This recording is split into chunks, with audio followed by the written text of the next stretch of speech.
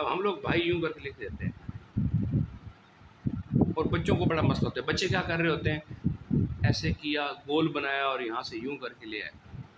अगर बेटा आपको ये चीज़ आ जाए, ये चीज़, ये स्वाद का जो आंख थी, तो यहीं से आपकी ये वाली है बनेगी। देखें कैसे, देखिए ये एक आंख लगी है ना, ये देखिए आपकी आंख की प्रैक्टिस है। आप एक आंख और दूसरी आंख अगर मिलाएं, देखिए आपकी हल्की हल्की ए वाली शक्ल बन रही है कि नहीं बन रही।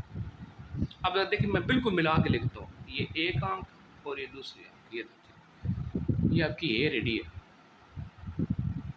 अब जरा देखें, हमने वर्ड लिखने हैं भाई, दो आंखों वाला है। तो पहले आप हे बनाएं, कैसे, ये एक आंख बनाई, ये दूसरी आंख बनाई, ये। अब हल्का से इसको ऊपर निकाल लें, भाग, और ये छोटी भाई। इस तरह खाना, वर्ड था खाना, खाए। अब देखिए खाना, तो पहले आप क्या काम करें इसके लिए भी,